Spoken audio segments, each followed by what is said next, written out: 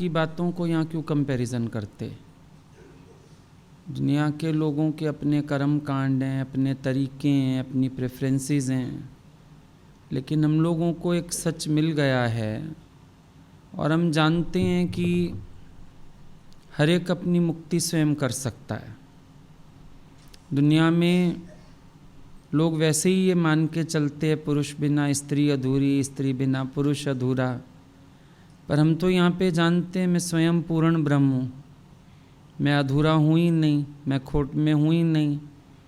वहाँ तो शुरू से मानते ही यही चीज़ें हैं कि उसके बिना वो अधूरा है, उसके बिना वो आधा है।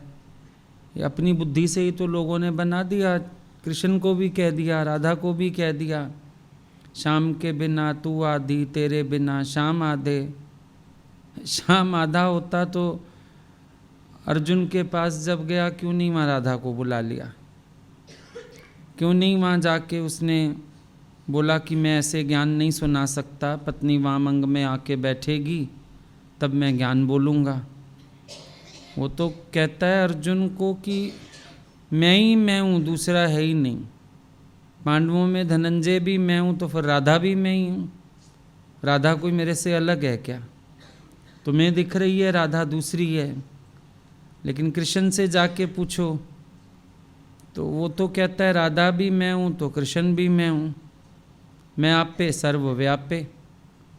अब अपनी सर्वव्यापकता को वो अनुभव करवा रहा है।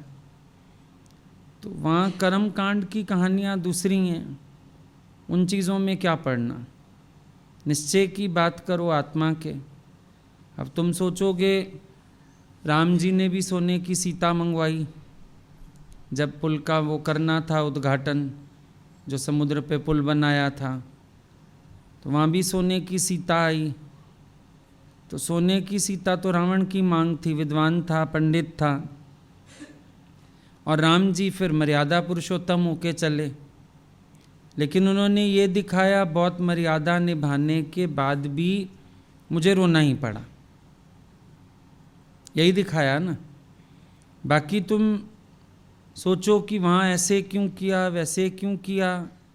अब ये जितना भी कर्म कांड है इसमें अपनी विधियाँ बनी हुई हैं सारी, और उन विधियों को लेकर के वो लोग चलते रहते हैं।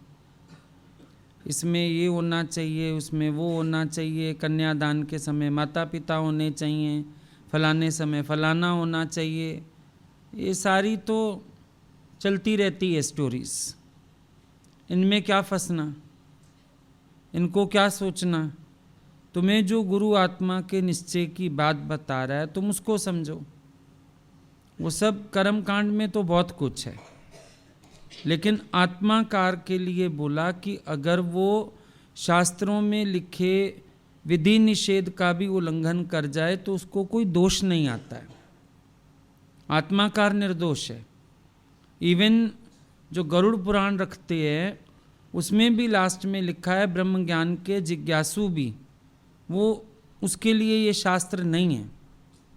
ये सब कर्म कांडियों के लिए बातें हैं। जो लोग तत्व को नहीं जानते, यथार्थ को नहीं जानते, उनके लिए फिर थोड़ी सी विधि निषेध रख दिए गए कि चलो ये थोड़ा तो भय में चलेंगे, थोड़ा तो ढंग से चलेंगे, इसीलिए बता दिया गया। अच्छा, कुछ उस समय की बात भी है, पुरुष प्रधान समाज ज़्यादा था, स्त्री को वैल्यू नहीं देते थे, तो एक तरीका बना दिया भाई चलो स्त्रियों को भी बराबर का दर्जा मिले। पुरुष जो हर समय सोचता है मैं ही मैं हूँ, तो एक बना दिया हिसाब किताब कि स्त्री के बिना तेरी पूजा भी अधूरी है, स्त्री के बिना तू भक्ति भी नहीं कर पाएगा। ये कुछ समाज की व्यवस्थाएं सीधी करनी पड़ती हैं, क्योंकि संत जो होते हैं वो युग परिवर्तक होते हैं। जिस युग में भी वो प्रकट होते हैं वो उस युग में परिवर्तन लाते हैं, लोगों की सोच में परिवर्तन लाते हैं, लोगों की कर्मों में परिवर्तन लाते हैं। युग परिवर्तक कहलाते हैं वो, युग को परिवर्तित करने वाले संत होते हैं युग प्रवर्तक। युग परिवर्तन करना है उन्होंने, तो पता नहीं किस लिहाज से वो बातें लिख दी गई। लेकिन अब जब तुम आत्मा का ज्ञान सुन रहे हो, समझ रहे हो, तो तुम ये निश्चय करके बैठो कि इन सब बातों में कोई फर्क नहीं पड़ता है, तुम पूर्ण ब्रह्म है स्वयं। और फिर ज्ञानी को ये सब करने की ज़रूरत क्यों है? ज्ञानी को करने हैं ये सब कर्म कांड, उसको पूजा करनी है, हवन करना है, यज्ञ करना है, उसको क्या करना है? उसको कुछ भी नहीं करना है। वो तो इन सब चीज़ों से बहुत परे चला गया। वो तो कहता है जहाँ मेरा पैर है वहीं खैर है, सब वही ईश्वर के हुक्म से रहा है। अब तुम कहते हमने मकान बनाया, मुहूर्त करेंगे फिर रहेंगे, और मजदूर तो कितनी रातें सो भी चुके उसमें। जब बना रहे होते हैं मजदूर नहीं रहते हैं वहाँ पे, वो रह चुके, कितनी रातें रह चुके, फिनिशिंग करते हैं, सब करते हैं, वो सो भी चुके वहाँ। और तुम अभी मुहूर्त करोगे फिर रहोगे। मुहूर्त तो कब का हो चुका, मिस्त्री मजदूर रह के मुहूर्त कर गए, बाथरूम भी यूज़ कर गए, वो बाद में तुम्हें साफ सूफ करके दे जाते, उस समय तो इस्तेमाल करते, वहीं नहाना धोना हो जाता है उनका, वहीं सब काम हो जाता है, वहीं चूल्हा बना लेते हैं वो। मैंने गैस नहीं जलाई जब तक हवन नहीं होगा, चूल्हा तो कई बार जल चुका वहाँ पे। और उसके बाद जो मकान तुमने लिया पहले किसी और का था, मुहूर्त तो युगों युगों से हो रहा है वहाँ पे, बस अपने मन की संतुष्टि है। कभी विचार करके देखो, हम अपने मन से ही खेलते रहते, फालतू फालतू बातें सोचते रहते, अपने मन से खिलवाड़ करते रहते हैं। इससे ज़्यादा क्या करते हैं? इससे ज़्यादा कोई काम करते हैं क्या? फिर तो समझो बात को, वहाँ पर जो विधि निषेध बातें वो एक सेपरेट पार्ट है, हमारे यहाँ बिल्कुल सेपरेट पार्ट है। अब ऐसे तो कई पति नहीं बोलते, हमारी पत्नी बड़ी भक्ति करती है, मैं इनका पल्ला पकड़ के पार हो जाऊंगा, पर हो जाएगा? यहीं एक नदी नहीं पार होएगी, तुम किश्ती में बैठ जाओ, पल्ला छोड़ दो नीचे, पति को बोलो पकड़ ले, हो जाएगा पार? भव सागर कहाँ से पार हो जाएगा? वो उसको मिल जाए, इतना हो सकता है वाइब्रेशंस मिलते। जब कोई एक व्यक्ति ढंग से भक्ति करता है, आगे बढ़ता है, उसके वाइब्रेशंस घर में फैलते हैं। और जितना कोई व्यक्ति ज़्यादा जुड़ा हुआ होता है उस पर प्रभाव ज़्यादा आता है। अब पति पत्नी का एक संबंध ऐसा है, आपस में जुड़न बहुत अधिक है, तो पति का प्रभाव पत्नी पे आ जाता है, पत्नी की भक्ति का प्रभाव पति पे, प्रभाव इतना ही होता है कि फिर अगले को भी थोड़ा अट्रैक्शन होने लगता है, हम भी जाएं, हम भी देखें, हम भी सुने, ये हो जाता है। बाकी तो ये सागर ऐसा है, सबको अपनी अपनी बाहों से तैरना है, कोई नहीं तैरेगा किसी की जगह। तुमको मैं अपनी भक्ति का अंश दे दूं, मैं ऐसा कर दूं, ये भी संतों के पास एक होती है रम्ज, वो दे सकते हैं किसी को। जब उनको कृपा करनी होती है किसी पर, तो वो अपनी भक्ति का, अपनी शक्ति का कोई अंश प्रयोग कर लेते हैं अगले व्यक्ति पर, वो भी बहुत कम, क्योंकि कर भी दें कृपा किसी पे और अगला अधिकारी ना हो तो उनकी भक्ति भी नाश होती है, वो भी बहुत रेयर होता है। ऐसे नहीं कि संत सारा दिन यही धंधा करता रहेगा, भक्ति करे फिर बांटे। भक्ति तो अपने लिए की जाती है, अपने आनंद के लिए की जाती है, अपनी शांति के लिए की जाती है। आज अगर पति खाना खाए, पत्नी का पेट नहीं भरेगा, पत्नी खाएगी, पति का पेट नहीं भरेगा, तो फिर क्या भक्ति एक करेगा दूसरे को फल मिल जाएगा उसका? ऐसा नहीं होता है, सिर्फ एक प्रभाव की बात हो जाती है, वाइब्रेशंस, एक प्योर वाइब्रेशंस, फिर चर्चा वही हो जाती है आपस में, तो धीरे धीरे एक आकर्षण बनने लगता है। इतनी सी बात होती है खाली, बाकी तो कोई चाह के भी किसी को मुक्त नहीं कर सकता। अगर ऐसा होता तो गुरु तुम्हें कह देता चलो मैं तुम्हें मुक्त कर दूंगा, नहीं हो सकता ये। गुरु भी मार्ग दिखा सकता है, रास्ता दिखा सकता है, चलना आपको है। सतगुरु मुक्ति युक्ति का दाता, सतगुरु को भी मुक्ति का दाता नहीं कहते, मुक्ति की युक्ति का दाता कहते हैं। सतगुरु मुक्ति की युक्ति देगा, मुक्त फिर भी तुमको खुद होना है। ये गुरु भी अगर चाहे ना, चलो ये बहुत प्रेमी है, मैं इस पे कृपा कर दूं, नहीं कर सकता। उसके मन में तो जड़ चेतन को तारने का भाव है, लेकिन कैसे तारे? तरेगा हर कोई अपनी भक्ति से, तरेगा हर कोई अपने भावों से, तरेगा हर कोई अपने पुरुषार्थ से। ये तो ऐसे बातें प्रचलित हैं, बस दुनिया में जनश्रुतियाँ हैं और कुछ नहीं है। सच तो सच है, तुम जानते हो। अब कर्म कांड में तो ये भी लिखा है, पितरों को भोजन खिलाओ। तो यहीं इस धरती पर ही एक का खाया दूसरे तक नहीं जा रहा। अब कहने को तुमने 10 बार कहा होगा बच्चों को, बेटा तुमने खाया, मम्मा का पेट भर गया, फिर मम्मा अंदर जाके दूसरी चीज़ें तो खा जाती है। वो तो ये है, बच्चे का दिल रखने की बात है। चलो उसको कुछ अच्छा लग रहा है, तुम बोलते हो बेशक सारा खा लें बच्चे, कोई बात नहीं। बच्चे कहते हैं मम्मी आपके लिए तो बचा ही नहीं, कोई बात नहीं बेटे तुमने खाया, मम्मी का पेट भर गया। फिर मम्मी क्या करती है, चाय बनाएगी, फिर ब्रेड ढूंढेगी, बिस्किट खाएगी, चीज़ें खाएगी, भरा नहीं ना पेट, खाली कहने में बात आ गई। जब इस लोक में ही एक का खाया दूसरे को नहीं पहुंचता, तो क्या पहुंचेगा तुम्हारे पितरों तक। और मान लो तुमने खाया, पंडित ने ही खाया, चलो अब एक बार खाया हुआ उल्टी हो जाए तो देखा नहीं जाता, या विष्ठा बन जाता है वो, तो क्या पहुंच रहा है तुम्हारे पितरों तक। समझ में तो ये नहीं आती बात। अंदर जाते ही खाना तो मुंह में ही चबा लिया तुमने सारा, नीचे उतरा नर्क हो गया, पितरों तक क्या पहुंच रहा है। पर जैसे लोग कुछ करें, नास्तिक लोग हैं, बिल्कुल भगवान में नहीं मानते, ईश्वर के निमित्त कुछ नहीं करते, निष्काम होके नहीं जीते। एक निष्काम का रूप था कि तुम बनाओ, किसी दूसरे को खिलाओ। फिर मोहल्ले में बांटते थे, आज हमारे घर श्राद्ध है, चलो थोड़ा थोड़ा 2-2 4-4 पूड़ी दे के आओ। ये निष्काम का रूप है कि इंसान थोड़ा करना सीखे। सारा समय स्वार्थ में जीता है, अपने वालों के लिए जीता है, सकामी है, चलो थोड़ा सा निष्कामी बन जाए। अर्थ होंगे तो पीछे यही होंगे, बाकी तो कोई बात नहीं है। बाकी तो जो ज्ञान तुम्हें मिला है सीधा सरल, तुम इसको समझो। बुद्धि है, तुमको इंटेलेक्ट माइंड है, तुम ज्ञान समझ सकते हो और तुम जानते हो ज्ञान हर बात का तुम्हें मंडन करके देता है। ये सारी दिल बहलाने वाली बातें हैं और कुछ भी नहीं है। ऐसे करो, वैसे करो, ये करो, वो करो, ये सारी कहानियां हैं बाहर की, और तो कुछ भी नहीं है। अब सीता सोने की आए, सीता मट्टी की आए चाहे ना आए, राम को क्या फर्क पड़ना है। तुम बोलोगे राम जी को फर्क पड़ा, राम जी को फर्क नहीं पड़ा। राम जी मर्यादा पुरुषोत्तम होने के कारण जो मर्यादा बताती है वो करते जाते हैं। शास्त्र मर्यादा भी करते हैं वो। ये अवतार भी मर्यादा अवतार है।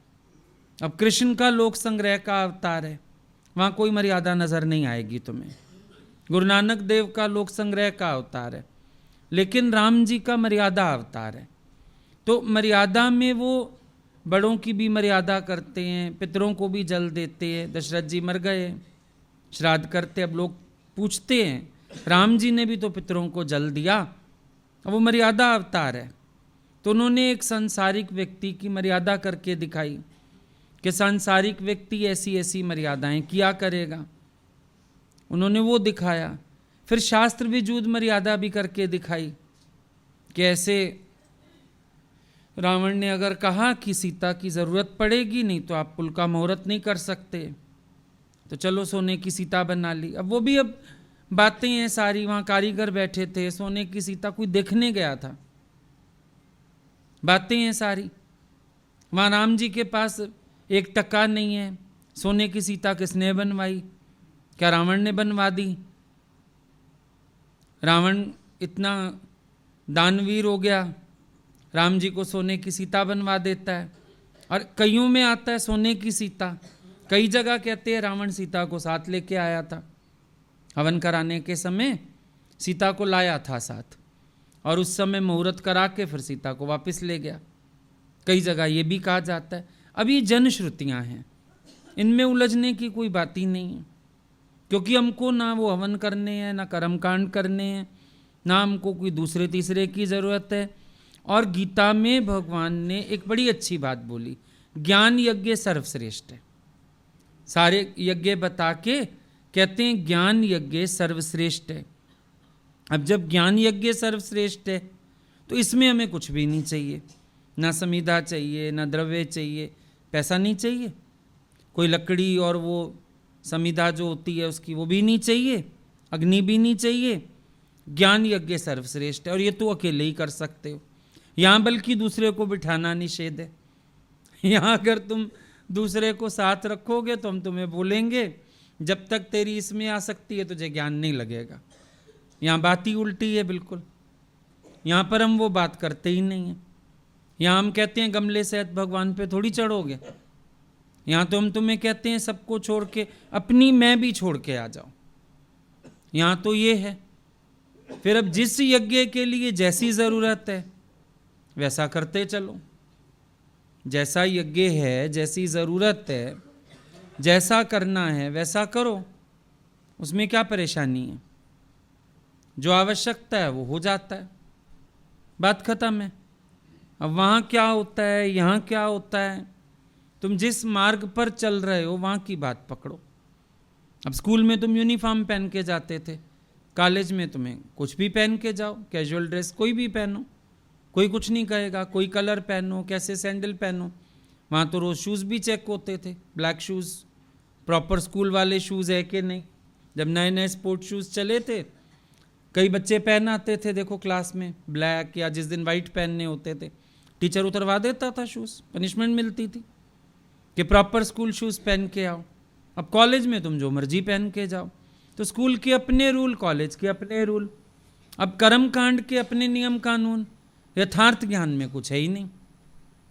कर्म कांड में बहुत कुछ है, लेकिन यथार्थ ज्ञान कहता है know the truth and this truth will make you free. बल्कि जो बंधन पहले बांध के आए हो, जो मर्यादाएं करके आए हो, ये ज्ञान अब तुम्हें उससे भी छुड़ाता जाता है। ये ज्ञान तुम्हें कहता है अब तुम इन सब से ऊपर उठ जाओ, अपने निश्चय में खड़े हो जाओ, आत्म ज्योत जलाओ, अपने स्वरूप का निश्चय करो, ज्ञान में अपनी स्थिति पक्की करो। ये तुम्हें ये कहता है। वहाँ कहते हैं कुटुंब इकट्ठा करो, यहाँ कहते हैं अकेले हो जाओ। वहाँ मेला है हर बात में, हवन भी करो तो 4 संबंधी इकट्ठे करो। कोई और कर्म कांड तुम्हें करना है, भागवत कराओ, फिर न्योते दो, कार्ड बांटो, रोज प्रसाद करो। और यहाँ हम कहते हैं एको हम सतगुरु प्रसाद, दूजा भाव ना हुई, खत्म हो गया यज्ञ यहाँ का। यहाँ एक ही बात है सिर्फ, अपने आप को जानो, अपने आप को चेंज करो, अपने आप को बदलो, अपने विकारों को जीतो। वहाँ पर चावल, जौ ये सब डाला जाता है। दादाजी बोलते थे ज्ञान यज्ञ में जौ नहीं डालो, जीवन स्वाहा कर दो। चावल नहीं डालो, चाहनाएं स्वाहा कर दो। ज्ञान यज्ञ में इन चीज़ों की जरूरत पड़ती है बस। अब तुम ये देखो कि तुम्हारा एम क्या है, तुम जीवन में क्या करना चाहते हैं। वहाँ भगवान को अलग जान के सब किया जाता है, यहाँ स्वयं को आत्मा निश्चय करके और आगे बढ़ा जाता है। वहाँ मानते हैं 33 करोड़ देवी देवता हैं, यहाँ हम मानते हैं पहला भगवान तू है, नहीं तो कोई भगवान ही नहीं है। बहुत फर्क है थ्योरीज में। तो क्या क्या कंपैरिजन करोगे, क्या क्या सोचोगे। अब राम जी तो खुद भगवान है, उनको फिर यज्ञ की क्या जरूरत पड़ी थी। लेकिन दिक्कत यही है कि मर्यादा अवतार है, उनको करना पड़ा। अब कृष्ण ने द्वारका में मुहूर्त ही नहीं किया, सुना द्वारका में कोई मुहूर्त हुआ? हमने तो आज तक नहीं सुनी ये बात। भाई कृष्ण जी की द्वारका में मुहूर्त था, फिर हवन हुआ, फिर दुर्वासा आए, फिर फलाने आए, फिर कपड़े बांटे गए, फिर दान किए गए। कृष्ण आप भगवान है, द्वारिकाधीशों के गद्दी पे चढ़ बैठे हो। आया माँ भगवान जय में नाय शक गुमान। राम जी को तो गद्दी मिलने लगी, उससे पहले पंगा हो गया। अब जिस समय दशरथ जी को ख्याल आया उसी समय बिठा देते गद्दी पे, काम खत्म हो जाता। मुहूर्त निकलवाया, दिन निकलवाया, तिथि निकलवाई। जब तक वो तिथि आई कैकेयी ने शोर मचा दिया, वो कोप भवन में चली गई, फिर उसने वरदान मांग लिए। फिर जिस काल में मुहूर्त निकला था राजगद्दी पे बैठने का, उस समय उनको वनवास जाना पड़ा। अब दशरथ जी पूछ रहे हैं वशिष्ठ मुनि से, आप तो कहते थे मैंने राज तिलक का मुहूर्त निकाला है, ये तो वनवास का मुहूर्त हो गया। अब क्या बोलें बेचारे वशिष्ठ मुनि। कहते हैं भावी का खेल है, चलो भावी समझ के शांत हो जाओ। अब ये सब मिक्स नहीं हो सकती बातें। हम लोग कहेंगे तुरंत दान महाकल्याण, वहाँ वो दान भी करने के लिए इतना रचाएंगे सब लीला। बलि राजा बलि को दान करना है, यज्ञ रचा दिया, फिर बुला लिया सबको, गुरु शुक्राचार्य भी आ गए, फिर भगवान वामन अवतार लेके पहुंच गए। उलझाने वाली हैं बातें, किसको कहाँ पकड़ोगे, किसको कहाँ पकड़ोगे। जो सीख सकते हैं वो सीखो, बाकी तुम अपना यथार्थ ज्ञान पर चलो। क्या करना है इन चक्करबाजियों में पढ़ के? किस चीज़ का कहाँ से कंपैरिजन करोगे, किस चीज़ को कहाँ से समझने की कोशिश करोगे। हर अवतार की अपनी लीला थी, अपने तरीके से हो गई उनकी, ठीक है। हमें जो समझना है हम वो समझ जाते हैं, बाकी बातों को परे रखते हैं। आसान में आसान है, टफ मत करो बात को, टेक इट ईजी। सरल है बात बहुत। एक सरल में सरल बात है नो द ट्रुथ, और तुम इस पे चल पड़ो बस। आसान में आसान है। परिवर्तन घटते जाएंगे, अंतर्मुखता बढ़ती जाएगी, तुम्हें समझ में आ जाएगा कि ये ज्ञान कैसे सब बातों से छुड़ाने वाला है। देखो, जब तक करने का भाव है, कर्ता भाव हुआ, तब तक कर्म बंधन से छुटकारा नहीं है। कर्ता तो भोगता। ये ज्ञान सारी गठरियां उतार देता है सिर से। ना मैं करता, ना मैं भरता, ना मैं किसी लेने में ना देने में। जो हो रहा है वही ईश्वर के हुक्म से हो रहा है। अब आपको पंडित लोग भी बोलेंगे तेरे घर में फलानी बात है, ये करवा, पर बात आई कहाँ से? बात पहले ईश्वर से आई है।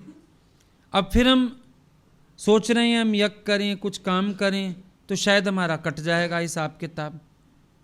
जब ईश्वर से आया है तो ईश्वर अपने आप समय पर हर लेगा उसको। हम राजी होना सीखें। हम उल्टी हवाएं चलाना चाहते हैं, बरखिलाफ चलते हैं ना, परमात्मा से भी बरखिलाफ चलते हैं कि भगवान ने ऐसा किया तो मैं पलट के ऐसा करूँगा। बरखिलाफ चलने वाली बात हो गई। लेकिन ज्ञानी रजा में राजी बैठा है। जो तुद भावें साई भलीकार, तेरा भाना मीठा लागे। खुश होके बैठा है कि भगवान तेरा भाना तो बहुत ही मीठा है, जो तुम कर रहे हो बहुत अच्छा है, जैसा तुम चला रहे हो बहुत अच्छा है। ए भी सजन तिंजी वाह वाह, ओ भी सजन तिंजी वाह वाह। तो क्यों फालतू दिमाग चलाएं, क्यों उलझें? सब बहुत ठीक है, जो आ रहा है बहुत ही अच्छा है, जैसा है बहुत ही अच्छा है। और फिर वैसे भी देखो ना, आज ज्ञान बहुत सही है। अब पाकिस्तान से तुम्हारी लड़ाई होती है, जीत आते हो, फिर क्या करते हैं? फिर वापस कर देते हैं। अहिंसक हैं ज़्यादा। मिल जाएगा कोई आतंकवादी, अब उसको शूट एट साइट, खत्म हो जाए आतंकवाद। पर क्या करते हैं? उसको फिर पालते रहते हैं। कितने साल हमारे देश में रहेगा, जेल में रहेगा, फिर उसकी परवरिश होएगी, फिर उसको खाने देंगे, टेस्ट लैब टेस्ट कर करके खाने देंगे, फिर सिक्योरिटी, वो इतना तो खर्चा ही हो गया हमारा। फिर उसके बाद कोई उसको छुड़ा ले जाएगा, कोई प्लेन हाईजैक कर लेगा, कोई कुछ कर लेगा। शूट एट साइट होता तो। अब ज्ञान ऐसा है हम लोगों का, शूट एट साइट। और कर्म कांड कैसा है? वो लंबा करता है हर बात को। शूट एट साइट कैसे है? अब तुम बोलोगे मेरे मन में अशांति है, हम बोलेंगे शांत स्वरूप होते हो, शांति की बात करता है, गोली मारी ना सीधी। वहाँ कहेंगे शांति पाठ करवाओ, शांति यज्ञ करवाओ, 11 हवन हो जाएं, 16 व्रत रख लो। वो लंबा काम हो गया, बड़े बड़े आयोजन होंगे, चीज़ें होंगी, और शांति फिर भी नहीं आने वाली। लेकिन शूट एट साइट, गुरु एक गोली मारता है, मान ना मान तू है भगवान, खत्म बात। एक गोली मारता है, तुम्हें तुम्हारा स्वरूप याद दिला देता है। Who are you, what are you? अब बताओ कोई विकार बचे तो। इजी हो गया है ना, और वहाँ बैठ के तुम करते रहो। आजकल ज़माना ऐसा है, रावण अगर मुहूर्त करवाने भी आ गया, उसको वहीं मार के ख़त्म करो। चलो सीता ले आओ अपनी वापस, वहीं से ले जाओ वापस। नहीं रावण जी तुम मुहूर्त करो, फिर तुम ले जाओ सीता को, फिर हम आ रहे हैं पीछे बारात सजा के, फिर हम लड़ेंगे वहाँ आके। टाइम वेस्ट है और क्या है। तो ज्ञान हम लोगों का ऐसा है, तुरंत फुरंत। अच्छा अभी तुम देख लो ज्ञान का एक विचार काम करता है कि नहीं करता? अभी तुम्हारे मन में 100 प्रश्न आ जाएं। गुरु जब 1 घंटा ज्ञान बोलता है तो ऐसे लगता है छल नहीं कर दिया, पूरा खत्म हो गई सारी कहानी, और यही बैठ के तुम्हें कर्म कांड याद दिलाएं तो सारी जिंदगी तुम रगड़ते रहोगे, होगा कुछ भी नहीं। तो ज्ञान तो सौखा काम है, तुरंत विचार करो और मन का ज्ञान खत्म है। एक शिवोम की बात करो, तुरंत समाधि है, वहाँ समाधि लगाते रहो बैठ के, आंखें बंद करो, मुद्रा बनाओ, वो जब तक वो सारा ड्रामा करके और वो पोस्चर करके, और तब तक तो समाधि का ध्यान ही हट जाता है, ध्यान कहीं और चला जाता है। पर एक गोली मारो अपने को, आई एम दैट, ओम, अभी बोलो, मुद्रा कोई भी बनाओ या नहीं बनाओ फर्क नहीं पड़ता। ज्ञानी को मुद्रा से भी क्या फर्क पड़ना। ये तो साधक को चलो कहा जाता है थोड़ा ढंग से बैठे, अपने शरीर को भी बांधना सीखे, इसके लिए हम कभी कभी तुमको टोक देते हैं कि ऐसे बैठो ऐसे। पर असल अगर देखा जाए तो ज्ञानी की तो 8 पैर समाधि है। नाचते हुए भी मीरा समाधिस्थ है। जरूरी नहीं बुद्ध की तरह ऐसे बैठेगी तो समाधि लगेगी, नाचते हुए भी समाधि है। ज्ञानी की तो खाते हुए भी समाधि है। तुम सोचेगा ज्ञानी खा रहा है तो क्या हुआ, शरीर में भी हवन कर रहा है, समाधि में देख रहा है कैसे अंदर जा रहा है, कैसे ये बना, कैसे अंदर गया, स्वाहा हो गया, शरीर को ऊर्जा दे रहा है। शुक्राने हैं इसमें भी, खाते भी समाधि है, श्वास लेते भी समाधि है, क्योंकि हर श्वास में सुमिरन है, वो भी समाधि है। तो बैठना ही नहीं पड़ता समाधि में। ज्ञानी का चलना फिरना भी समाधि है, रटन करता रहता है। एक घर से निकलते हैं फिर दूसरे घर चले जाते हैं, तीसरे चले जाते हैं, वो भी समाधि है, रटन है। तार टूटी नहीं रही है, वहाँ से भजन गा के आए, दूसरी जगह भजन गाया, तीसरी जगह भजन गाया, समाधि है।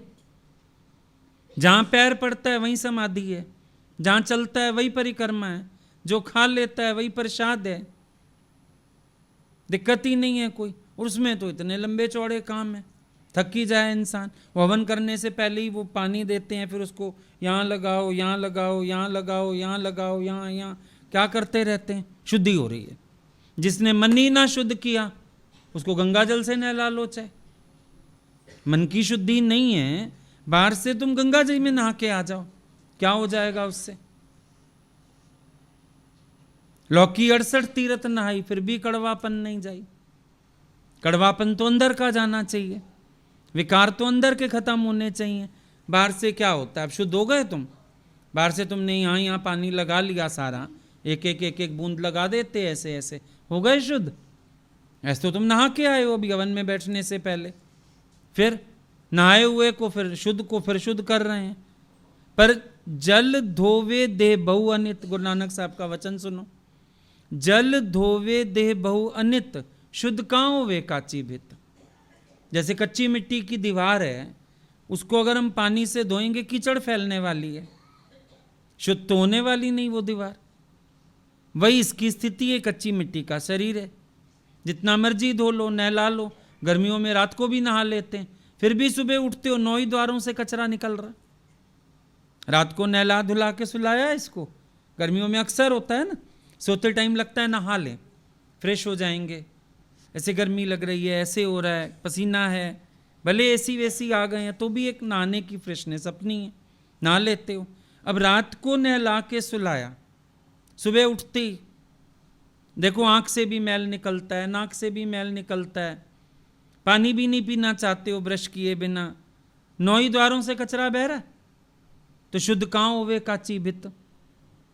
तो क्या बोला उन्होंने, क्या करो, बोला शरीर की शुद्धि ठीक है, बाहर की शुद्धि भी है, साफ सफाई चाहिए, पर मेन है अंतःकरण की शुद्धि। जब अंतःकरण की पवित्रता हो जाती है तो आपका काम बन जाता है। लेकिन हम कर्म कांड में क्या करते हैं, बाहर की शुद्धि। अब समझो आज तुम्हारा व्रत है, सुबह सुबह उठ के सिर धोगे, अब बाल धोने का व्रत से कोई कनेक्शन समझ ही नहीं आता। आज व्रत है तो सिर धोना जरूरी है, सिर धोएंगे तो व्रत रखेंगे। उस सिर में क्या पड़ा है,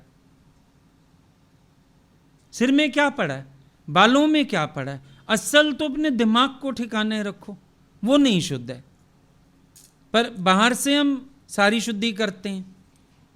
अच्छे से सिर धोएंगे, नहाएंगे, तैयार होएंगे, नए कपड़े पहनेंगे, साफ कपड़े पहनेंगे, जगह साफ करेंगे, पोछे लगाएंगे। भाई अभी जो है हम आज पूजा करने वाले हैं, बाहर की व्यवस्था तो हो गई। मन जब पूजा में भी बैठा, देख रहा है कौन कौन सा रिश्तेदार आया, आप इधर आ जाओ, वीआईपी है तो साथ आ जाओ, समधी है तो कुर्सी पे बैठ जाओ। मन कहाँ है? मन कुत्ते बिल्ले मार रहा है अपने, वो उसी माया में। ये बेचारा नहा भी आया, सिर भी धो लिया इसका, फिर इसको यहाँ भी पानी लगा लिया। मन, उसको कोई फर्क नहीं पड़ा, वो अपने काम सारे करे जा रहा है। मन रुकता नहीं है, मन अपनी हलचल छोड़ता नहीं है, मन अंदर अशांत रहता ही रहता है, मन कर्म में जाता ही है दूसरों के। अब समझो तुमने कुछ कराया, कोई दे गया, अब देखते हैं कौन अच्छी गिफ्ट दे गया, कौन कम दे। ले बस लिफाफे में 100 रुपये ही निकले, कम से कम 500 तो डालता। ले मैं इसके घर 1100 दे आया था, 500 ही दे गया। काम तो यही चलता है सारा। इम्पैक्ट आया तुम्हारे ऊपर, चलो किया तुमने, इफेक्ट आया।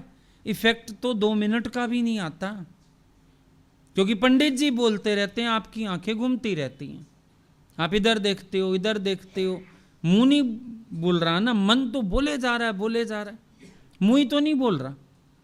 आंखें देखती हैं, मन बोलता है, तू इधर आ, तू उधर बैठ, तू ये ना कर, तू वो ना कर, इनको पंखा चला दो, इनको पानी दे दो, इनको चाय पिलाओ, वेटर कहाँ गया, ध्यान कहाँ है? इफेक्ट नहीं आ रहा। सत्संग में बैठ के या ये ज्ञान सुन के एक इफेक्ट आता है, आप बदलते हो, आप चेंज होते हो, आप परिवर्तित होते हो, आप अपने स्वभावों से हटते हो, बहुत फर्क पड़ता है। आज सुबह भी हम लोग बात कर रहे थे कि ज्ञान इतना अच्छा है कि कई आदतें तो शायद आई ही नहीं, अभी एज बढ़ रही थी, हम सत्संग में आ गए, कई स्वभाव तो आए ही नहीं, बार की बार बाईपास से ही निकल गए। वो इतना अच्छा है ये ज्ञान। नहीं, एज के हिसाब से बहुत सी बातें आती हैं, जब हम बड़े होते हैं, जवान होते हैं, तो कभी कभी ऐसे लगता है हम लोगों ने वो पीरियड देखा ही नहीं। ये लोग कभी पूछते हैं बच्चे, आपने फलानी शरारत की, आपने फलानी चीज़ ऐसे खाई? नहीं भाई, हम तो बड़ी मर्यादा से खाते थे, बड़ी मर्यादा से चलते थे। तो ये लोग हंसते हैं, कभी कभी आपने बचपन भी नहीं देखा? ऐसे ही लगता है नहीं देखा, गुरु ने सीधा बड़ा कर दिया था, एक एक चीज़ इतनी मर्यादा से सिखा दी, उठना बैठना।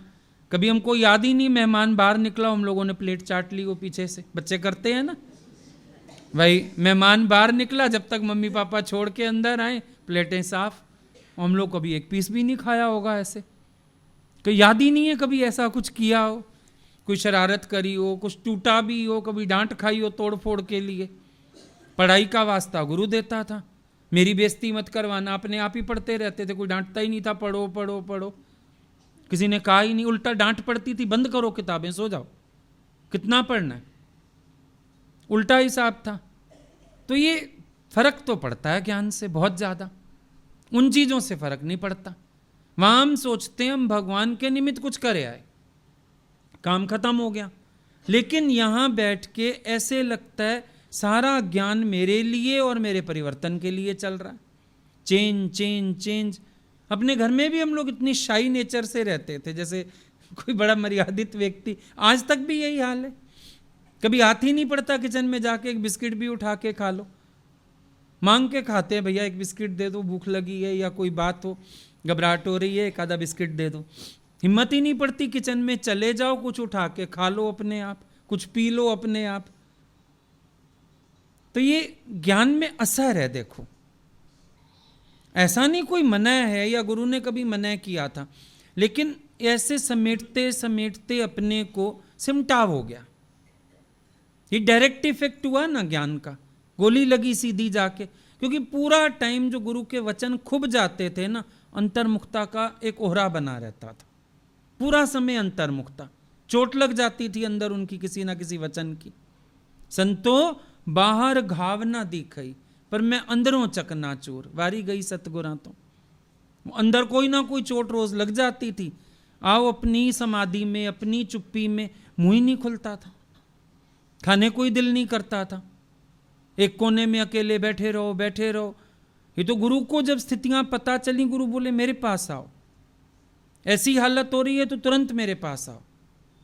फिर उनके पास गए, उन्होंने खुश किया, बहुत ज्ञान से तृप्त किया, रजाया हर तरह से, बार बार मुक्ति का ज्ञान सुनाया, स्वरूप का ज्ञान सुनाया। तो ज्ञान ये इफेक्ट करता है ना, उन चीज़ों में हमको इफेक्ट कहाँ हुआ, बल्कि आप देखो एक मज़ा आता है, चलो बाहर से ना कुछ कर लेते हैं, लोग आ जाएंगे, मेला हो जाएगा, मज़ा आ जाएगा। सत्संग हम आते हैं अपने लिए, वहाँ हम काम करते हैं दूसरों के लिए। चलो सारे आ जाएंगे, एक रौनक लग जाएगी।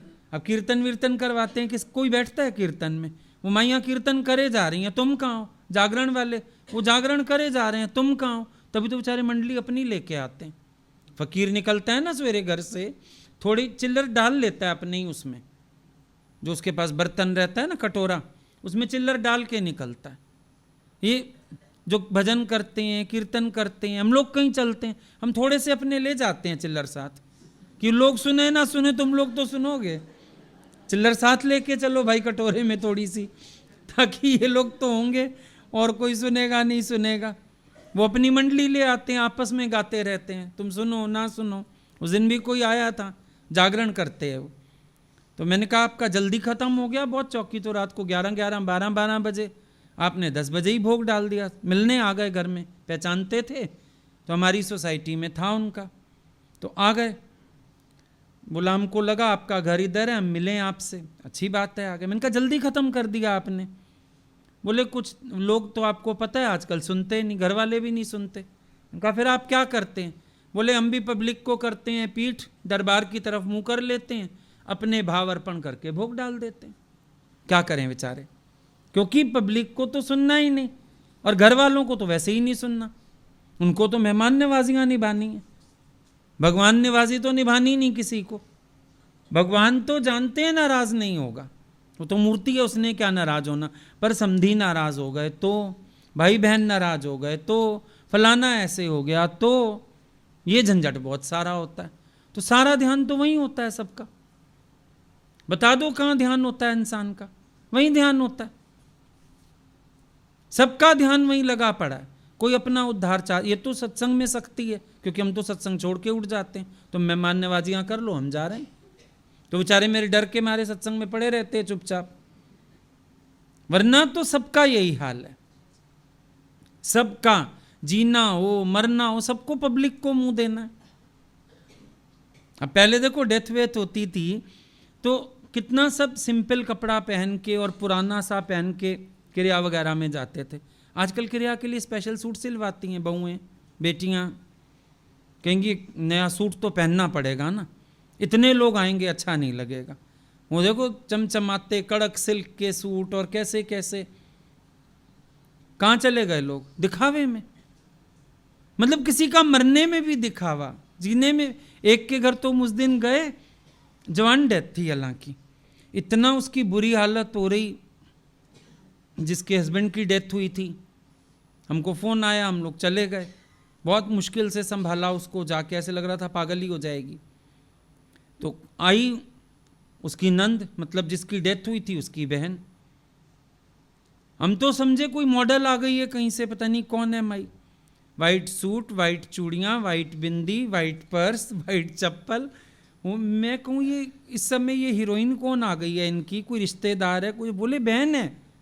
इनका ये बहन है। साफ लग रहा था कि वो स्पेशल तैयार होके आई है।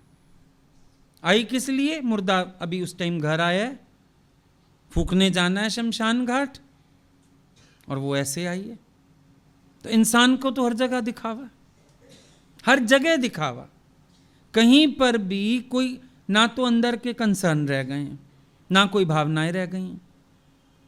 अब पहले जागरण होते थे बंद कमरों में, हमें अभी तक याद है, हम छोटे होते थे, बंद कमरों में जागरण, कमरा भी बंद, लोग भी बैठ के सब श्रद्धा से, और लोग भीगते थे सुन सुन के, गाने वाले भी रोते थे।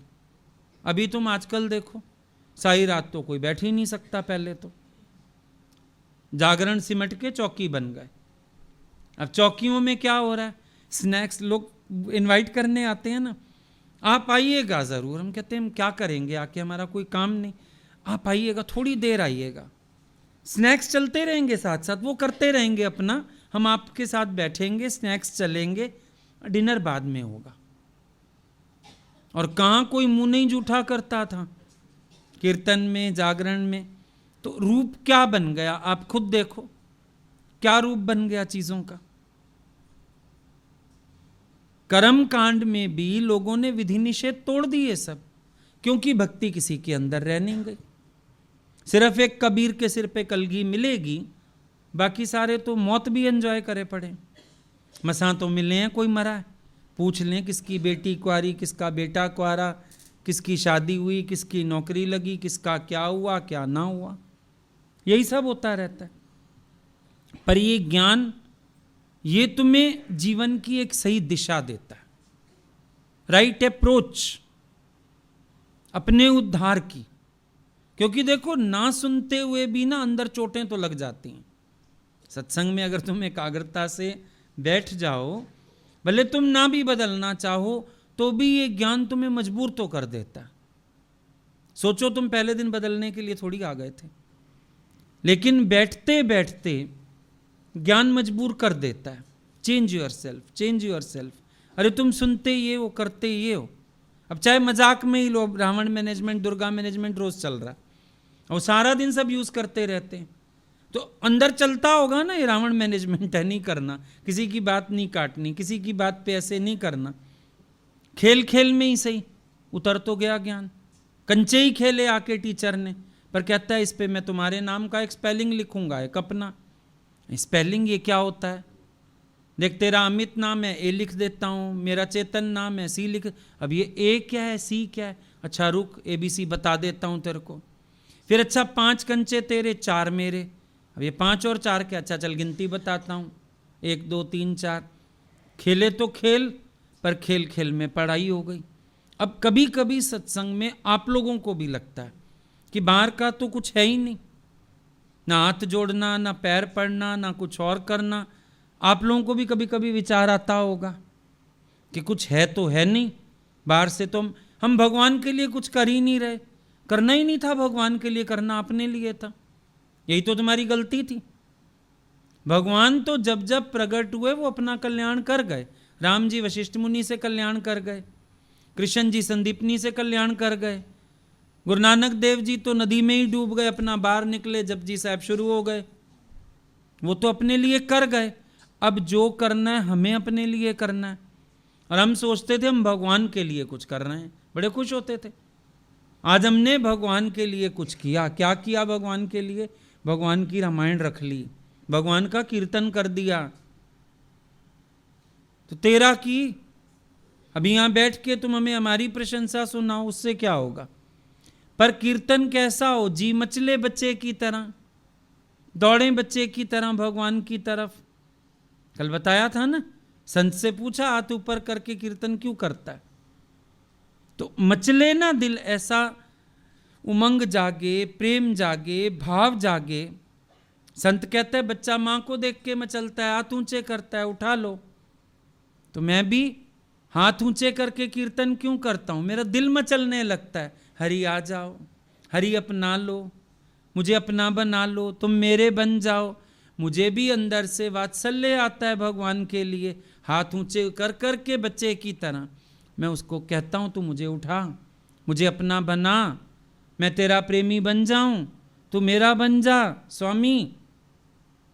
तो ये इफेक्ट आने चाहिए ना।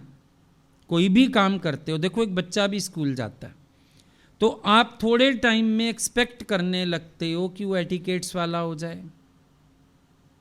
करते हो ना एक्सपेक्ट। उसको नाम पता हो, पोएम पता हो, काउंटिंग पता हो, पता है ना ये चीज़ें। ऐसे ही ज्ञान के बाद अपने आप से भी एक्सपेक्ट करो कि हमारा ज्ञान वाला जीवन हो जाए, हमारा आचरण परिवर्तित हो जाए, हमारे जीवन में सत्य आ जाए, झूठ सच से हम ऊपर उठ जाएं, मैल खत्म हो जाए हमारे मन की, राग द्वेष के स्वभाव चले जाएं हमारे अंदर के। ज्ञान के बाद अपने आप से भी एक्सपेक्टेंस शुरू हो जाती है और यही एक्सपेक्टेंस मंजिल पर ले जाती है। आप अपने से उम्मीद करते हो, मुझे आनंद अनुभव होना चाहिए, मेरे स्वभाव खत्म होने चाहिए, एक एक्सपेक्टेंस हो गई अपने से, उसके चक्कर में पुरुषार्थ हो जाता है, जीवन बदल जाती है। बाकी वहां लगे रहो, घिसते रहो, इतना हो जाएगा कि एक बर्तन घिस जाएगा आपका। वहां आपने क्या किया? खाली बाहर से शुद्धि के यत्न करते आए, जैसे लोटा मांजते आए, पर डला तो कुछ नहीं अमृत उसमें। यहां गुरु अमृत देता है तो उस अमृत के लिए हम खुद बर्तन साफ करते हैं। वहां आप खाली बर्तन मांजते थे, शिव जी पे लोटा चढ़ाना है। अब गुरु कहता है तेरा अंतःकरण शुद्ध नहीं होगा तो ये ज्ञान खराब हो जाएगा। जैसे शेरनी का दूध कहाँ ठहरेगा? सोने के बर्तन में, वरना फट जाएगा। इसी तरह से ये ज्ञान शुद्ध अंतःकरण में ठहरेगा। अब अपने आप ही अपनी बनावट शुरू हो जाती है। यहां पर हम कभी भी किसी के कहने से नहीं बदलते, पर जब अंदर चोट लगती है हम तभी बदलते हैं। गुरु का काम है प्रेरणा देना, और ये प्रेरणा काम कर जाती है। वहां ये सब प्रेरणा तो है नहीं। तुमने भी नोटिस किया होगा, अब हवन करने भी बैठो, जब हो जाता है ना, पंडित जी कहते हैं चलो हो गया, अब उठो, जाओ देखो अपना घर परिवार, खिलाओ सबको खाना पीना, ले आओ मेरा भी नाश्ता पानी, चलो अब हो जाना बेटा संसार में इन्वॉल्व। और यहां तुम सत्संग भी पूरा होता है, गुरु क्या कहता है? अपने घर मत जाना, भगवान के घर जाना। ये जीवों के घर मत जाना, आत्माओं के जाना। देव उपाधि लेके मत जाना। कितनी सारी बातों में गुरु टोक लगा के भेजता है, सावधान करके भेजता है। वहां तो जागरण भी कराओ, तुम बस कहेंगे 5 मिनट बैठ जाओ, ज्योत प्रचंड करवाओ, फिर जहां मर्जी जाओ, ज्योत प्रचंड करवा दो, अरदास करवा दो, फिर सारी रात हम संभाल लेंगे, तुम घूमो, रिश्तेदारों के पास जाओ, उनको खुश करो, उनकी खातिर करो, तुम बड़े खुश हो गए, वाह ये तो अच्छा काम है। 2 मिनट खाली ज्योत प्रचंड का वक्त देना है, फिर अपना मौज करो। लेकिन यहां तो सत्संग शुरू होने से बाद तक क्या पूरे जीवन की सावधानी मिल जाती है। गुरु तुम्हें हर जगह परखेगा, तुम कहाँ कैसे थे। भगवान शादी में भी चलते थे किसी के घर, देखो माई कैसे इन्वॉल्व है, अगले दिन आती थी तो उसकी सफाई होती थी पूरी। हम कहते थे शादी में नहीं आए, इसको ही पकड़ने आए हैं। पकड़ लेते थे एक एक को, किसी किसी को तो बांध के अपने साथ बिठा देते थे। अरे रात को गुरुजी 1 बज रहा है, चलिए अभी जरा इसके रिश्तेदार विदा हो जाएं, उस माई को बिठा के बैठे। अब डर के मारे गुरुजी की तरफ लोग आते नहीं थे। गुरुजी के सामने लिफाफे कैसे पकड़ेगी, गुरुजी मारेंगे, लालची है, लिफाफे पकड़ती हो, व्यवहार करती हो। माया काटता है गुरु। ऐसे गुरु अगर माया ना काटे, हमें पकड़े ना, तो कैसे काम बने। सीखते जाते हैं, कभी कभी टोक पड़ती है, गुस्सा करता है गुरु, पर देखो हम लोग हर बात से सीखते जाते हैं, फिर एक दिन परफेक्ट हो जाते हैं। कहीं टोक पड़ गई, अच्छा कोई टोकने वाला ना हो तो मन मर्जी करते हैं, पर अगर कोई टोक दे फिर लगता है अब इस चीज से तो भैया हट जाओ बिल्कुल, आज के बाद जीवन में ना आइए, सावधानी आ गई हमेशा के लिए, दोबारा गलती होती नहीं। तो कितना इजी वे नहीं मिला हुआ हम लोगों को, आराम से मंजिल पर गुरु खड़ा कर देता है। क्योंकि एक टोक काफी हो जाती है, एक विचार काफी हो जाता है। बस ये गुरु से जरूर डिस्कस करना चाहिए कि मैं राइट थॉट लेके जा रहा हूं, मैं राइट विचार ले, क्योंकि कभी कभी ना विचार भी हम लोग अपने को उल्टे सीधे दे लेते हैं। स्थितियां वो नहीं होती लेकिन हम अपनी स्थिति बना लेते हैं। दिक्कत ये वाली है। आज मान लो हम ही तुम्हें बोलते हैं कई बार, भाई कुछ ऐसी सिचुएशंस आ गई तो ठीक है, फिर अपना आनंद अपने में ढूंढा, गुरु का साथ अपने में ढूंढा, अपने को स्टैंड किया। अब कई लोग उठा लेते जबकि कोई स्थितियां ही नहीं है तुम्हारे साथ। वो हम तो बैठ के तुम्हें कभी बातें बताएं तुम हैरान हो जाएंगे, आपने इतने साल सब सहन कैसे किया। लेकिन क्या करेंगे, अपना ईगो है, अपनी मैं है, अपना आलस का स्वभाव है, खुद किसी से बन नहीं सकते। बोलेंगे हमने भी वो पॉइंट उठा ली, कैसेट भी वही वाली ले जाएंगे, हमने भी उठा ली वो पॉइंट, हमने भी बस अपने को बना लिया, गुरु तो बस मेरे ही पास है, दूसरे के पास नहीं। ये सारी तो कहानी, तुमने तो गलत ज्ञान उठा लिया। ये तुम्हें झुक के चलना था, मुड़ के चलना था। तुमने हमसे पूछा कि आपको कितनी सिचुएशंस का सामना करना पड़ा, कैसे कैसे हालात आ गए सामने, वो तो सब पूछा नहीं, पर उठा ली बात ये वाली, फिर बोला हमने भी ऐसे ही किया। तो तुम्हारा तो ज्ञान आधा रह गया। तुम तो अपनी ईगो में फंस गए, तुम कीर्ति में फंस गए, तुम निष्काम में फंस गए, तुम ईगो नहीं गवा पाए अपनी, तुम किसी के साथ मिलके नहीं चल पाए, प्यार नहीं कर पाए। तुम अपने विकार तो समझो। हमने भी ना अपना आनंद ढूंढ लिया अपने में, ऐसे वाला आनंद नहीं ढूंढा ज्ञानी ने। ज्ञानी पूरी कोशिश करता है सबसे प्रेम बना के चले, झुक के चले, मिट के चले, सबका साथी बन के चले। वो एक अलग बात है जब सामने से बिल्कुल दुत्कारी मिलती रहती है, हर समय दुत्कारें भी बहुत खा के, फिर ज्ञानी सोचता है कि ठीक है, अब अति हो गई तो क्या कर सकते हैं। तो फर्क हो गया ना ज्ञान, उल्टा ज्ञान उठा लिया फटाफट। मैं भी अपने में खुश हूं, मैं भी क्यों, सबसे प्यार करके तुम्हें क्यों तकलीफ है, ये नहीं समझते ज्ञान को। अब ज्ञान तो हमारे सामने भी चलता था, गुरु बोलता था ज्ञानी अजगर की न्याय, पर हम लोग तो कभी अजगर की न्याय नहीं हुए उनके सामने, दौड़ते रहे उनके पीछे। क्योंकि भगवान एक बात बोलते थे कि तुम सुनते सुनाते हो ज्ञान, गुरु का बुलावा काल का बुलावा। तुम्हारी स्थिति क्या है, तुम गुरु का बुलावा काल का बुलावा समझते हो? तुम्हें हर समय परिस्थिति है, गुरु का बुलावा भी आएगा तो भी तुम्हारे पास हालतें हैं, कारण है, परिस्थितियां हैं। तो तुम माया रहत कहाँ हो, माया कहाँ काटी तुमने, कहाँ तुम भागा गुरु के पीछे? ये वाली बातें समझते थे हम लोग, तो कभी उठाया ही नहीं है ज्ञान। अजगर की न्याय, गुरु बैठा है मेरा और मैं अजगर बन के एक जगह बैठ जाऊं, क्यों? मैं क्यों ना दौड़ूं उसके पीछे, क्यों ना भागूं उसके पीछे, क्यों ना पहुंचूं मैं जहां वो पहुंचे? मेरा भी तो शौक हो, मेरा भी तो प्यार हो। तो कभी कभी हम ज्ञान ही उल्टा कर देते हैं, फटाफट गुरु की स्थिति से अपनी स्थिति मैच करने लगते हैं। अरे तुम बैठे, कभी उनसे पूछा है तुमने उनकी क्या बीती उनके साथ? तुम्हें जब बीच की बात ही नहीं पता, तुम फटाफट एक दो बातें लेकर के और अपना, क्योंकि स्वभाव अपना नहीं, झुकने का, मिटने का, मिलके चलने का, प्रेम करने का अपना स्वभाव नहीं है। अगर अपना स्वभाव होवे तो क्या परेशानी है, लेकिन अपना स्वभाव ही नहीं होता मिलके चलने का। हम लोगों के जहाँ जहाँ सत्संग होते थे शुरू में, तो हमारे जितने दिल्ली में भी सत्संग करने वाले थे, हम सबको ले चलते थे। नया शहर बना, चलो रखो वहाँ पे सत्संग, सब लोग चलो आप मिलके, आप लोग भी सबसे मिलो। उनको बोलते थे तुम लोग कंबाइंड सत्संग में आओ, एक प्रेम का दायरा बना के चले। कुछ संकुचित होता ही नहीं था, मेरे तेरे होते ही नहीं थे। सबको एक दूसरे के लिए प्यार जगाया, प्यार करना सिखाया। कभी कभी तो कोई हालत भी आई, एक बार किसी के यहाँ डेथ हो गई, सत्संग हमसे ही सुनता था, तो भी हमने भगवान को बोला कि नहीं किसी को भेजिए। बोले सत्संग तो तू कर लेगा, उनका डेथ का सत्संग है, अगलों को भी अच्छा लगेगा, आपकी तरफ से कोई और भी जाएगा। तो एक हस्बैंड वाइफ सत्संग करते थे, उनको लेके गए, सत्संग भी पूरा उन्होंने ही किया। मैंने कहा कोई बात नहीं, आप पूरी बात करिए, अच्छा लगेगा। तो ये प्रेम भी तो, ये चीजें तो तुम्हें पता नहीं, कैसे सबके साथ बना के चले, प्यार करके चले, झुक के चले।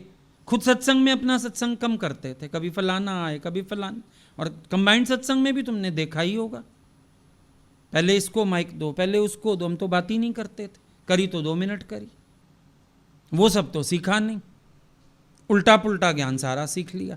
तो तभी गुरु का सिर पे होना जरूरी है। तुम ज्ञान भी क्या उठा रहे हो, गुरु को पता ही नहीं। अपनी मर्जी वाले पॉइंट बना ली, अपना ही ज्ञान बना लिया, अपनी स्थिति बना ली, चलो खुश हो बैठे। लेकिन गुरु के प्रेम बिना दुनिया में सूनापन है। प्रेम, साथ, सानिध्य, इसके बिना तो सूनापन है। क्या करोगे? मान लो कह भी लो अमी गुरु अमी ज्ञान, फिर क्या कर लोगे? फिर क्या फायदा निकलेगा उससे? अकेले थकेले, यूज नहीं। लेकिन साथ संगत, प्रेम, जुड़न, और जुड़न प्रेम दिखना चाहिए, बोलने में नहीं हो, कई बार जुड़न आपकी बोलने में, हम तो जहाँ भी हैं जुड़े पड़े हैं, तो बाहर से भी तो जुड़े हैं ना, बाहर से भी तो समय निकाल पाओ, बाहर से भी तो अहंकार गवा पाओ, बाहर से भी तो गुरु के विचार से विचार मिला पाओ, वो भी तो जरूरी है। नहीं तो फायदा क्या निकलेगा। आज हम भी सोच के बैठ जाएं घर में, गुरु तो मेरे साथ ही है, ज्ञान तो, लेकिन उन्होंने कहा नहीं, मेरा कार्य करना, सबको राह दिखाना, सबको प्रेम करना। और आज भी यही लगता है, सबको प्रेम करते चले, दूसरी कोई बात ही नहीं।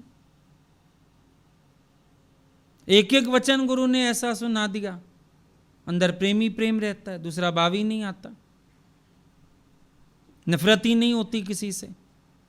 कहीं चले जाओ, बैठने की जगह ठीक नहीं है, कहीं कुछ है, लेकिन याद आ जाता है भगवान भी तो चलते थे, वो भी तो, उनका साथ क्योंकि बहुत किया, मन में कोई विकार उत्पन्न नहीं होता। फिर ज्ञान उन्होंने इतना सुनाया, तत्पर रहता है ज्ञान। कल भी किसके घर गए, वो जिद करे तकिया लगाओ तकिया लगाओ, हमने कहा अच्छा रख, अब ये सारे मुंह बनाए, तकिया गंदा था, फिर उस पर बाल लगे हुए थे वाइट वाइट, लेटे होंगे बेचारे, लग गए। अब ये सारे ऐसे, और मेरे को विवेकानंद का दृष्टांत याद आए, हरिजन से उसने नफरत आई थी मन में, उसने वही हुक्का लेके पिया। हमको लग रहा था गुरु ने ज्ञान भी इतना सुनाया, तत्परता वाला, तुरंत ज्ञान ध्यान आ जाता है, तुरंत बात याद आ जाती है, कोई विकार ही नहीं उठता मन में, कोई मैल ही नहीं आती मन में। अपने घर में भी तो होता है कई बार, अपने घर में भी तो बड़े लोग हैं, कभी किसी का बाल रह जाता है, कभी कुछ हो जाता है, कभी अचानक खांसी आ जाए, कोई थूक भी देता है, तो अपने घर में क्या नफरत करते हैं, फिर किसी से नफरत क्यों, प्रेम का भाव क्यों नहीं। तो ये गुरु के साथ का करिश्मा है, क्योंकि कभी उनके मन में कभी ऐसा कुछ आता देखा ही नहीं, कभी उनके एक्शन से लगा ही नहीं कुछ, फायदा होता है ना। ये तत्परता सिखाता है, ज्ञान बनाना सिखाता है, मोड़ना सिखाता है, झुकना सिखाता है, ये फायदा है इस ज्ञान का। वहाँ इन चीज़ों पे कोई ध्यान ही नहीं देता, नफरत है तो नफरत है, द्वेष है तो द्वेष है, बुरा दिख रहा है तो बुरा दिख रहा है, लेकिन यहाँ तो एक एक छोटे से छोटे स्वभाव पे चोट हो जाती है, और तुरंत अपने को बनाना और बदलना आ जाता है। सबका प्रेम समझ में आता है, सबके प्रेम को समझना आ जाता है, रिसीव करना आ जाता है, प्रेम बांटना आ जाता है, झुक के भी प्यार कर सकते हैं किसी को, मुड़ के भी प्यार कर सकते हैं किसी को, सबसे बड़ी बात है। तो यही तो फर्क हो जाता है ना। अब वहाँ तुम्हें ये कौन सिखाएगा, कोई भी नहीं सिखाएगा, वहाँ तो बोलेंगे चलते रहो जैसे चल रहे हो, बस भगवान के लिए प्रसाद कर दिया ना, पंडित जी के लिए थोड़ा रुपया पैसा कर दिया ना, बस ठीक है, हो गया काम उनका। लेकिन यहाँ पे गुरु को कुछ चाहिए नहीं, तो सारा दिन डंडा लेके बैठा है तुम्हें संवारने के लिए, व्यवहार सिद्ध, परमार्थ सिद्ध, बदलो अपने को, मोड़ो अपने को। क्यों मन में कोई विचार लाए, क्यों कोई विकार आया। देखो एक विचार आ तो जाए, तुम्हारे अंदर बैठ के ही गुरु तुम्हें बाइट करना शुरू कर देता है, क्यों आया है विचार, क्यों आई ये बात, क्यों आया है ये ख्याल, क्यों तेरे मन में ये बात आ रही है बार बार। कैसे अंदर बैठ के गुरु तुम्हें बदल डालता है, एकदम चेंज करता है तुम्हारे अंदर वाले को। तुम चाहो नहीं चाहो, बोध अंदर जो दिए उपदेश, सही सुजानित सो दरवेश। और कभी कभी अहंकारवश भले तुम ना भी मानो, तो भी अंदर तुम्हें मनवाता रहता है कि गलती तो तेरी है, भूल तो तेरी। देखो अंदर से बड़ी जल्दी मानना हो जाता है गलती का, बाहर से कभी कभी चाहे वक्त लग जाए, लेकिन फिर गुरु भक्ति होती है तो बाहर से भी देर नहीं लगती, मान लेते हो, मुड़ जाते हो। तो ये फर्क तो है, वहां फोकस है भगवान दूसरा है, यहां फोकस है भगवान इधर ही है। वहां फोकस है बाहर के कर्म करने हैं, ठाकुर ने लाने हैं, पाठ करना है, व्रत करना है, नेम करना है, और यहाँ पर फोकस है मुझे अपने अंतःकरण को पवित्र करना है, मुझे अपने आप को बदलना है, मुझे अपना मन मोड़ना है। यहाँ फोकस आपका अपने ऊपर है, बाहर किसी पे फोकस ही नहीं है, अपने पे फोकस करते हैं। मैं कहाँ हूँ, मैं कौन हूँ, मैं क्या हूँ, हम अपने को बदलने में लगते हैं यहाँ पे। देखो ना, अभी एक हंसी भी व्यर्थ होएगी ना, उस पर भी आपको टिक होएगा कि मैंने चंचलता की है। एक शब्द भी व्यर्थ निकलेगा मुंह से, अपनी जबान काट बैठोगे, मैंने क्यों बोला फालतू। कुछ गलत देख लोगे, तुरंत भाव आएगा, तू क्यों ऐसे देख रहा। ज्ञान अंदर कितना सुजाग कर दिया है गुरु ने, आपको सब कुछ पता है। हंसना भी पता है, बोलना भी पता है, विचार भी पता है, खाना पीना भी पता है, सोना जागना भी पता है, सब कुछ पता है। जन्मों की नींद टूट गई, एक एक क्रिया में सुजागी आ गई है। एक आंख ऐसे भी करके देखोगे ना, अंदर वाला पूछेगा क्या देख रहे थे, क्या देखने की आवश्यकता थी, इतना तो सुजाग कर दिया गुरु ने। ये अंतर है। वहां फोकस बाहर ही बाहर है, बहिर्मुखता। कर्मकांड सारा बहिर्मुखता ही देता है, और आत्म ज्ञान तो टोटल अंतर्मुखता। बहिर्मुखता का नाम निशानी नहीं। सिर्फ डाइव डीप, भीतर जाओ, अपने आनंद में आओ, द्वैत निकाल दो अंदर से, काम बन जाता है, अपना पुरुषार्थ हो जाता है। वहां ऐसी कोई प्रेरणा ही नहीं थी, तो पुरुषार्थ क्या होता। आई बात समझ में?